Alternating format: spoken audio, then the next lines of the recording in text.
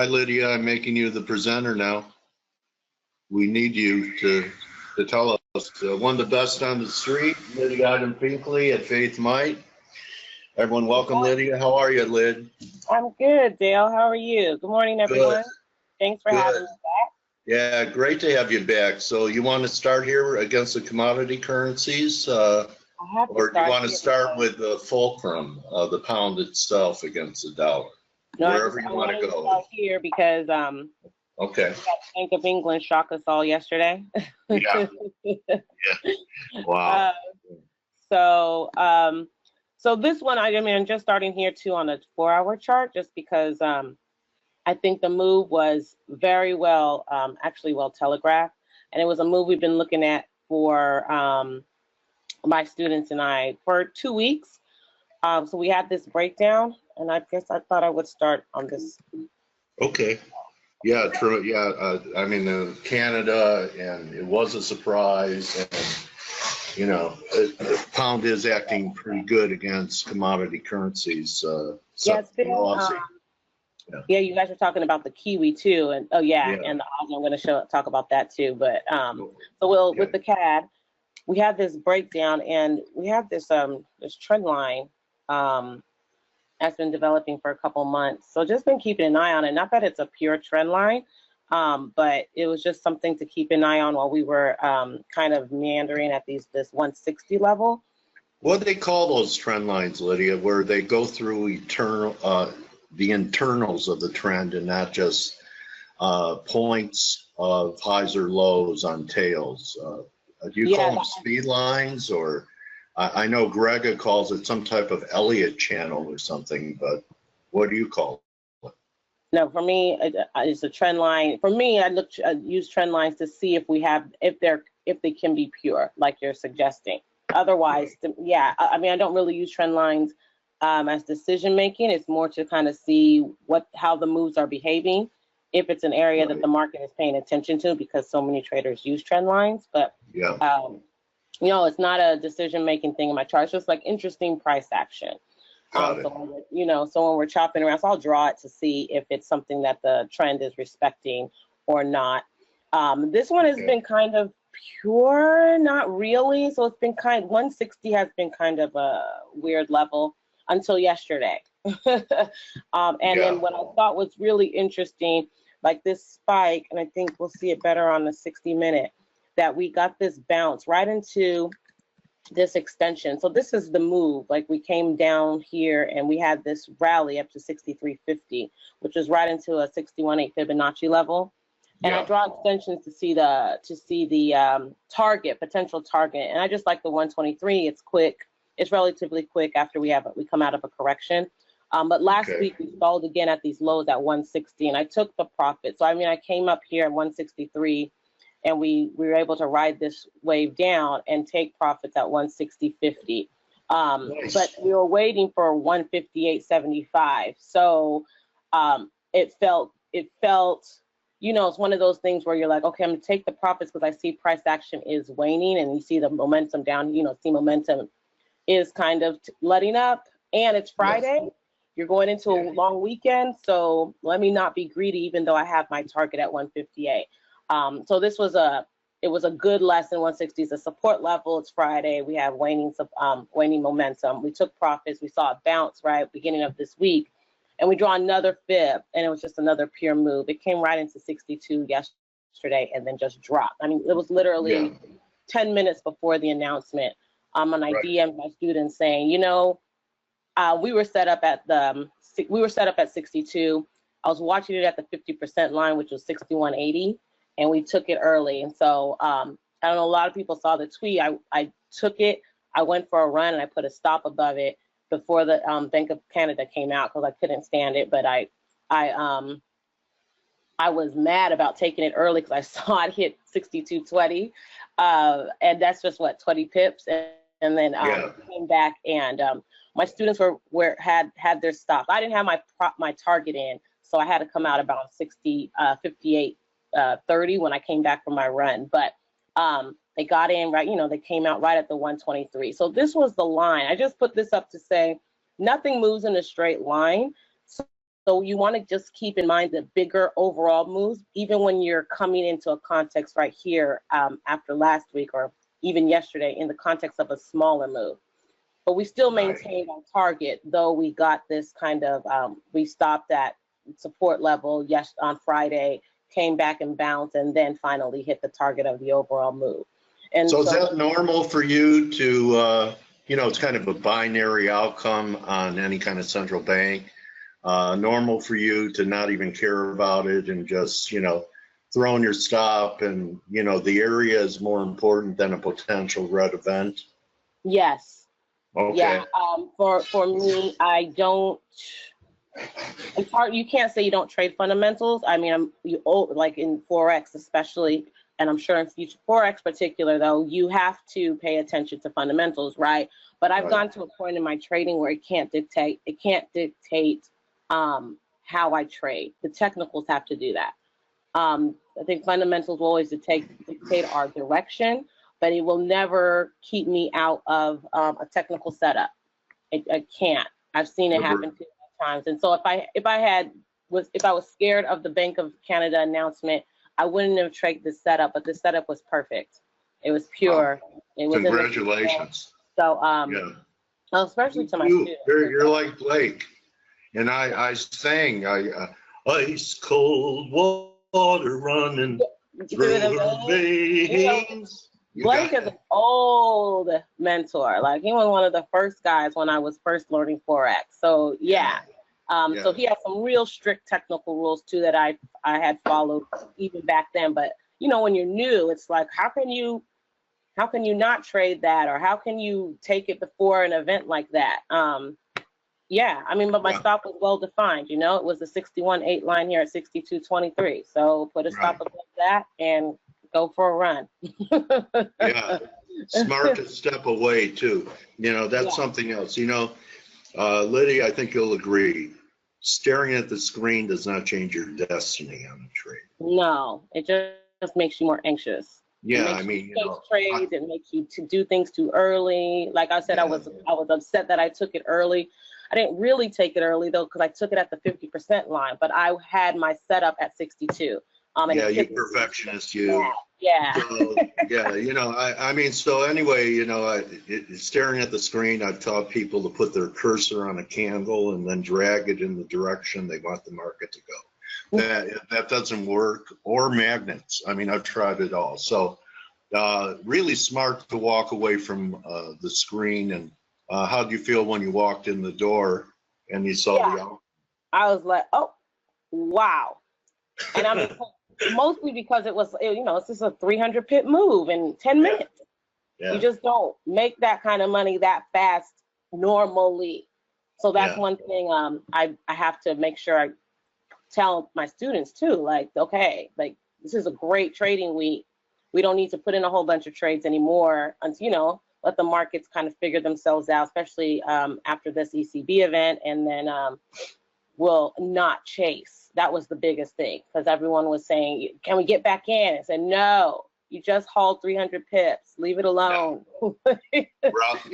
Relish it for a little while. Right. Hold on to it. Although I did see a great tagline by this guy I'm going to interview. He says, my best trade is my next trade.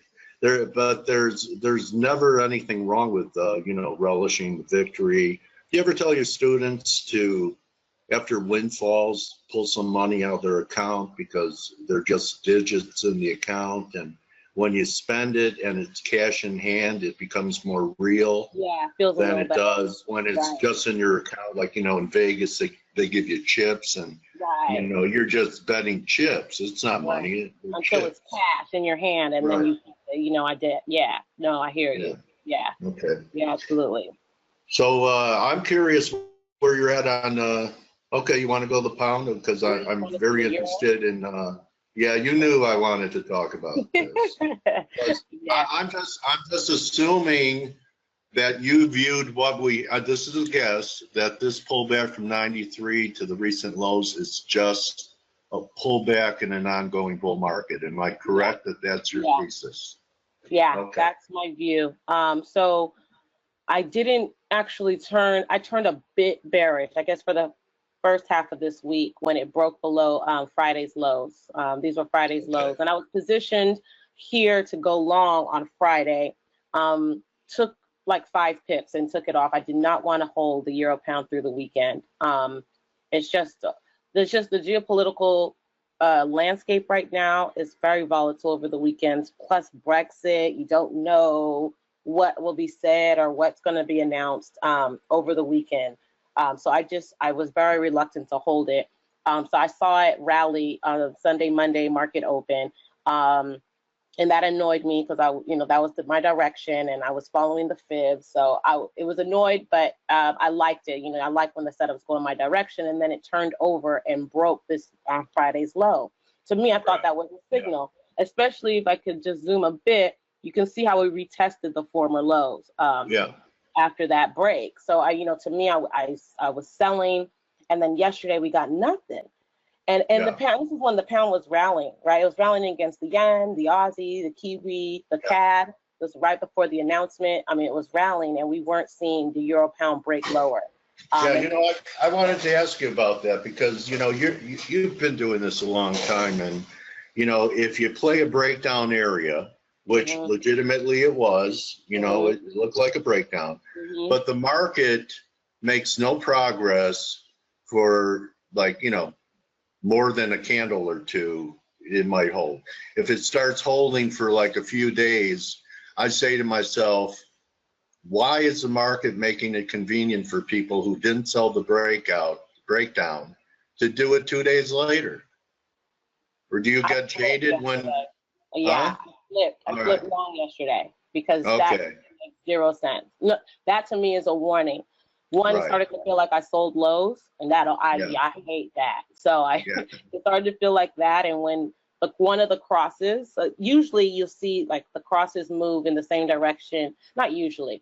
You can tend to see with the pound in particular, the crosses move in the same direction, but the pound dollar, you have cable not joining that same direction or even moving in the opposite direction. Right. So when the euro pound was not participating in a pound rally that was happening in every other cross and even in the pound dollar, that's when I took a small loss, like 5 pips, and I flipped long. Yeah, because the real breakdowns, usually they don't even give you a chance for a retest. I mean, if you don't go with it, you miss it. Right. So, Especially after a retest. And with the pound, especially after a retest and with a pound pair, you should get follow through, especially when everything else is moving on these crosses. And again, we trade charts, every chart unto itself. I don't like correlations. I like to look at them, but I don't like to trade off of them. But when I see that we don't have strength in the pound against the euro, when I see strength in the pound against the yen and the dollar, that to me was a signal to for bears to bail, sellers to bail. I bailed. Do you have any fibs above 93 if you're looking for new highs as to what the potential upside is? And we don't know for sure yet that we're going to make new highs. Right. We could rally back to 92.5 and fail.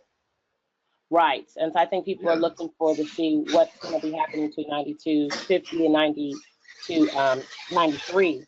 But I mean, for me, I think the potential is into 94 next.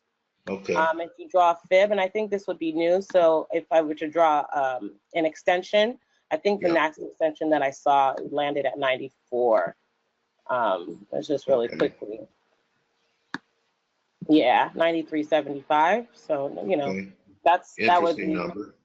Because this is the new move for me. Okay, so like we have this correction, and so this is going to tell me my pip potential to the upside. And I see that 62.18 has held after the ECB statement, and now Draghi is now underway in his press conference, and we've now started to rally. But 92 is still it's hard for me to say, okay, if you didn't position at the lows, get in on this dip below 92. That's difficult to say. One, because I'm not watching the press conference, but two, because 92 is held for the last 3-4 days. Every time we wind up here after a break, since the break below, we haven't been holding this level to the upside. So that will be our line in the sand today after we finish talking. I think there's high potential though that this is a setup. This has been a setup at these lows of the week to see us rally above 93. Okay. That's a good setup right now, but Yeah. it's It 90. looks that way now. Yeah, it does, and I'm still very bullish. I mean, this is a tremendously bullish, regardless of what you feel about it. This is very bullish. And when we broke above 88.50, Yeah. take us to a monthly chart to really see 88.50. Like this is we've had problems up here, so this break is just something to watch in context to these former highs back in 2007, 8, and 9. Just know that this is right for a false break, but it can take months to develop. So we could be up here for a while, even though it feels lofty. It almost looks like you could challenge those highs from the end of the financial crisis. Yeah, I think we're well positioned to, especially if hard Brexit comes through. I think right. I think if those talks don't go smoothly, whatever smooth means in these contexts these days. Are you leaning that way, that there'll be hiccups? Yes. Okay. I don't think you can divorce a market this big and everything so intertwined without hiccups. They say that divorce is almost as stressful on people as death. So why wouldn't it be as stressful on a market? Yeah, they say divorce is a death, right? It's just okay. Well, I haven't. Relationship. That's one thing I haven't experienced yet, and I hope not to. But so what about Guppy, Lydia? Because it was the weak sister of the yen crosses. I mean, that was a huge decline. I feel fortunate. I was, kind of a bear there, but now I don't know. Yeah. Last time we talked back in July, it was, hammering up on this resistance, 148 resistance. And I just felt like, okay, we might get a break because this is the multiple times against a level. You tend to get a break of that level. But it held beautifully, really, and broke this trend line. And we have even a retest on this weekly chart. So been expecting a move into this former support, these lows here at 138.50. This low, and I've been expecting this move to come in. And we just haven't been able to get below 140. And I think we can do so. So this is basically the fib that I'm looking at since the break to 140, and then we've had this bounce back to 143. I think this is the overall move. This is the setup. And what we had, because of North Korean news, we had this gap. We had this gap when the market opened, and then we fell lower. Typical risk aversion play. Very expected for me that we see the yen to rally after the headlines from North Korea on Sunday and Monday. But these gaps don't really tend to go unfilled. In Forex, like we can have some breakaway gaps, but it's rare. We have to be in a really like the Paris election. That was rare. The Paris election. I was thinking the euro too. The euro dollar has a gap in there from a couple years back. But so I was looking at it earlier in the week. I didn't think we were going to come and fill this gap, but I felt like I couldn't short the pound yen until we looked like we were going to attempt to fill the gap, and we did it yesterday. So now I'm waiting for a retest of 143, and only because in this fib setup we have a failed low. So we should see we should see it correct, and we should see it test new lows. We got a stop here. It's at 140, right? 140, right above 142. 142. We have this failed low, and for me, when we see a failed low and a fib move, we're going to see a new high. And it doesn't have to be a new high that breaks the fib, because they still stay within the fib setup. But what we're going to see is a higher high than the previous high. So I'm looking to see that we get above 143. And I think we can touch it. So we've had back here, this is late August, we've had 143.30. We've seen 143.30 several times with this breakdown in the pound yen. I think that's what we might be doing again. Okay. If we get through there, do you think the potential back test of your trend line that we broke down on is possible. 144. Definitely a move into 144. Yeah, okay. 145 if you want to test the trend line, but I'm concerned about 144. It's also a fib level. So right there at 61.8, we have some confluence there with that resistance. So I could see a move there. So I haven't stopped. My stop is tight above 143.30. And I mean, really, in a fib move, I should have a stop above the 61.8, but just because I'm playing this resistance line, my stop is tight above because I feel like we could, if we get through this resistance, we could see a challenge of 144, you know, just testing the extreme range of the fibs before we can really get this breakdown. If we see geopolitical news pick up, whether it's the U.S., North Korea, we're going to see the yen strengthen. I think people need to pay attention to the fact that the yen has maintained its safe haven label while the dollar has not. And we can just rotate into the dollar on that. That's a pearl. That's a pearl. We have that safe haven label has been waning in this new presidency. And it's basically fallen off. Like I've seen that we've had several news events that we have not seen the dollar strengthen, where people want to see the dollar strengthen. So I know a lot of traders looking at this fib line. This is the Brexit, all this Brexit news since the vote, since the declaration of the hard exit, and that this rally is testing this area. But I contend that the fib levels that one should be looking at is this one. And this is off the rally. When we got that breakdown 2 weeks ago, right into this former support level, which is 127.75. This is really a 38.2 fib. You can see we're targeting 135 off of this bigger move. So to me, this is the big move. This is the highlight. And I've been bearish the dollar for longer than most, I think. Okay. And it's been choppy. Like it hasn't been a hard trade. I mean, it hasn't been an easy trade. We had a lot of the summer, well, really even April, May. We had a lot of choppiness. Remember, it was just hard to get through this. It was hard to get to 130, and then it was hard to break 130. Because it was the layoff currency on Euro Sterling, which is the most liquid pair out there, right? Yeah. So it really, we didn't see the cable start moving until we saw the euro dollar start to really strengthen too, as well.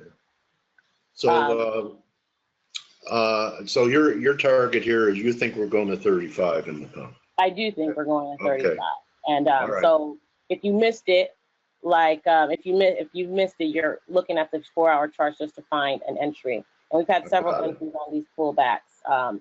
This one was the best, was last week into 129.20. That was a fib off this move. This was a perfect fib move here. We've had you'd buy any pullback towards 130 if offered, if it happened. Oh yeah. Okay. I've been missing them. I've been in other pairs, so I have not been able to catch this this dollar train. But I think that it is going to at least it's going to 132.50. So everyone's highs are big for 135. It's 500 pips out. It's now 400 pips out.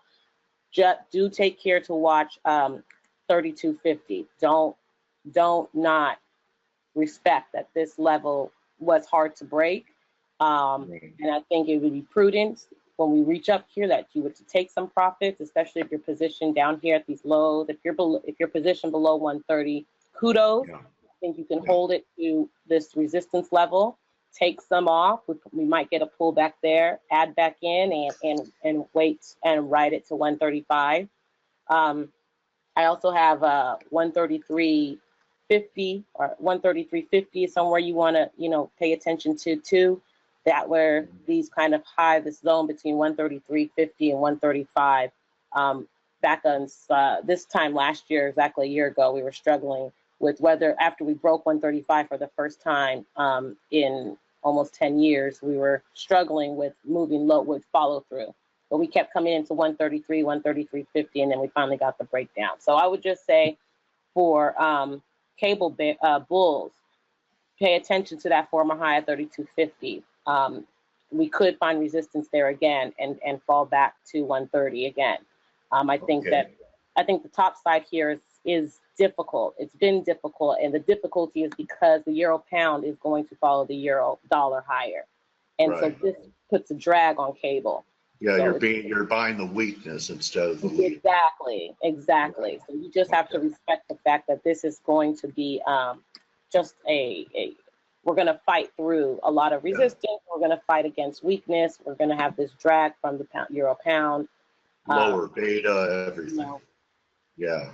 so, I'm getting a question from the community. I don't know if you follow it, but okay. they're asking about pound NOK on the weekly. If you even pay, and if you don't pay attention to that, I'd like to know if you think the pound Kiwi recent strength is long lasting and real. So that was the pound NOK. yeah. Yes, I don't pay attention to the krona or Okay. So the. then how about pound Kiwi, Lydia? You know, recently I we've love pound broken Kiwi. out of, yeah, okay. Yeah. So, and I know you guys were discussing it earlier. We have been in this trading range until this week, or I'm sorry, until last week. We've been in this trading range, and I define the range between 179 and 176.65-ish. 64, you can do 60, 76.50, and that anything below that we've seen have been false breaks, and they've been beautiful false breaks. We've gotten like 100, 200 pip moves out of these false breaks. But that a break to the upside, so a break to the downside on Kiwi strength had to be proven. We had to get below 174 for that to be real. But a break to the upside, which is what I had was talking to students about actually last week. If we get a break to the upside, we want to wait for it to test, and it did. We want to test these tops again, but this is going to be our sure breakout. Okay. And that is what we've seen. We've gotten the break above 179. I think this was last week, two weeks back. I think last week. So that would measure about 83 or so, just on the width of the rectangle. So you probably have some fibs up there. I do have some fibs, and my fibs come in about 182, and then we have one at 183. So 182 is like our first line of resistance. You see, we got close. We're kind of pulling back, but yeah, I like 183. I think that this can definitely, okay, there. I think this is one that can definitely start to test these highs. So I'm not on the daily chart. Okay. So I think, yeah, 182 is like former lows and former highs. So just watch that area on the way to 143. And we'll see if this Kiwi is going to continue to weaken. It's been kind of a surprise. So I'm seeing the strength in some of the other dogs, especially the Aussie. It's an Aussie strength. Yeah. But the Aussie, I don't know if we're going to get much strength out of the Aussie either. So this is the bigger move. This is the bigger move after the rally earlier this summer in the spring. We should have gotten a move to the downside, and we should have been testing below. We should be trading below 150. 160 at least, and so we're not doing that. We're getting higher lows and higher highs. So I think we should be ready to see the Australian dollar follow in weakness. And I think what it is, it's going to be relative monetary policy, right? The RBA can't move on its interest rates. And I mean, relatively speaking, doesn't have to at 1.5%, while the rest of the world catches up with interest rate hikes. And I think that's what we're going to start to see. Now, this will be more difficult because I don't think that the Bank of England can move either until there's some more certainty around the Brexit talks. And so that's why this pair I haven't been trading maybe since August. I think I traded a breakdown. I got stopped out at break even. It's been real choppy, and it's just been hard to gather momentum in either direction. So I just haven't been participating in this. This is my shorter term move because I do think that it's bearish, but given the fundamental picture that's been developing just even in the last couple of days and weeks, we had the RBA earlier this week, so it's been clear to see that they're going to remain neutral. And I don't think that their next policy move would be an interest rate hike. So not that I think they're going to cut rates anytime soon either, but I don't think they'll be moving with the rest of the G10 or the G8 in terms of tightening monetary policy. And so that's going to see the Australian dollar just start to weaken. I think that's what we're also seeing with the Kiwi Right. as well. So perhaps after 82 or so in Aussie and it starts to pull back, this is when pound Aussie could start to perform Start to better. find some legs. Yeah. Yeah. So we got, what a great interview. thank you. How do you do it? You keep getting better and better every time I talk to you. I mean, you know, yeah, your market And you're a great eloquence. conversationalist, Dale. I mean, Oh, we're just talking. yeah. Well, thanks, Lydia. And what a great trade you made. Send a card to the Bank of Canada and go running more often.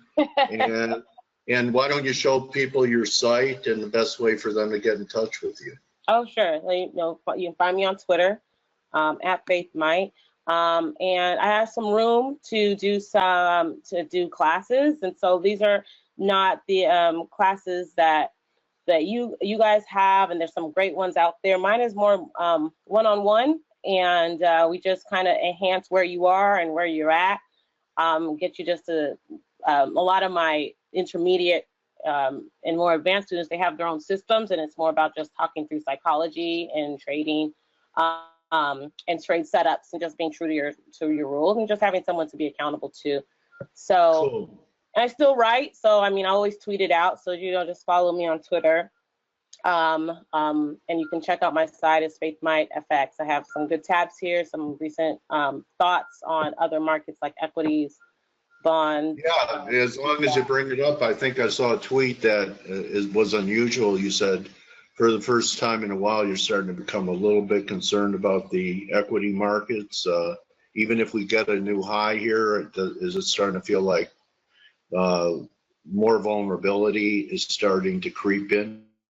Yeah, and I say that with bullish anticipation. Okay. Because you know, it's been several years, and if you have money that you've been wanting to put to work in stocks, you've had to do it in individual stocks. I mean, there's been some dips that you can buy, that you've been able to buy. But you know, I'm a pure fib trader, and I want to see a fib move.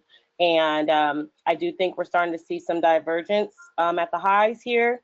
I do think it's starting to weaken. I don't think a move into these fibs would be a horrible thing. I think it would be great opportunity.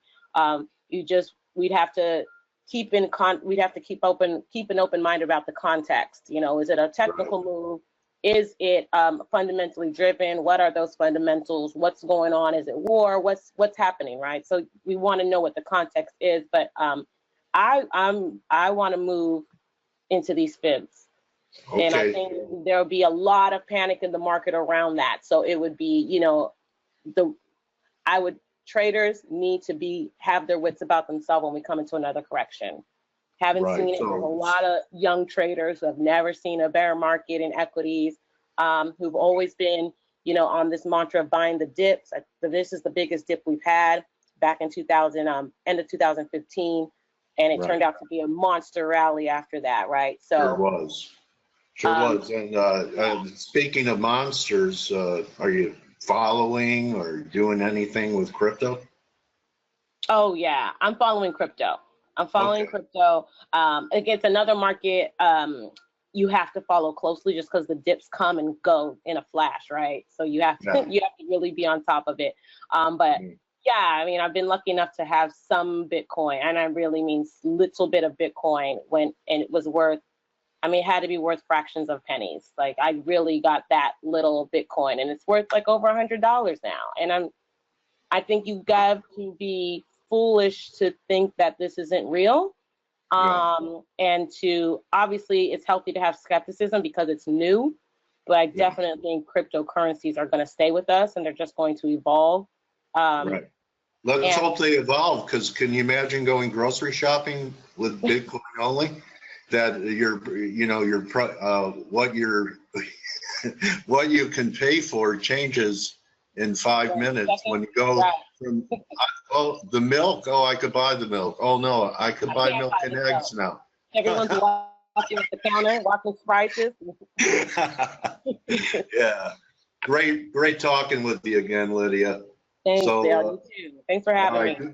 All right, good hunting, and everyone thank Lydia for her time, some great looks, and excellent interview. And I mean it, you keep getting more and more eloquent every time I talk to you. Thank you, I appreciate the feedback. Thanks so much. So there goes our trading warrior sister, Lydia. Follow her at Faith Might and her website, and hope everyone had a decent day. I still think cable might get a pullback. Just a quick look, just in case you're doing anything here. I just want to show you what potential targets are. My look, just for the scalp. I'll be the presenter again. So, okay, so here's the 4 hour. So initially maybe 30, 40 here. And then this is going to be pretty important. Everyone see it. This was the wedge line that we've had to throw over. So this would also be a buy point. The only thing that would really change cable, and you know, Lydia's saying looking to be a buyer at 130, looking for higher levels. And some of the charts I saw from Lydia actually looked like head and shoulder bottoms that projected much higher cables. So these would be some of the targets. Tomorrow I'm going to have Trent Orr with us. Trent is responsible, if you guys don't know about it, that if you have an account with a broker that's on our rebate program, your trading can pay for your membership. And also to get your piggy banks ready to join Blake's Country Club sometime next week. And remember, you have to have been a member for 6 consecutive months or be a semi-annual or annual subscriber. And it's going to be a great place to hang out, because right now I'm saying goodbye. And after we close the room here, you could go transition right in there to keep up with the action of what Blake is saying and everyone else in Blake's lounge. Okay, so more than that, everyone, hope maybe my lucky call in Euro Pound near the lows helped a few of you out. And most of all, don't just count your pips, count your blessings. I'm looking forward to wrapping up the week tomorrow. It doesn't feel like it was a holiday week, shortened week to me. So thank you, everyone. Record attendance today. Face is mushrooming, and I'm glad to be part of it, and thank you all for your support of the work that the team is doing, and they work hard. So see everyone tomorrow. Adios. Thank you, Steve Volge, for your analysis today. Blake, I hope you're killing it, and I'll see everyone tomorrow. Enjoy the end of the summer. It falls around the corner.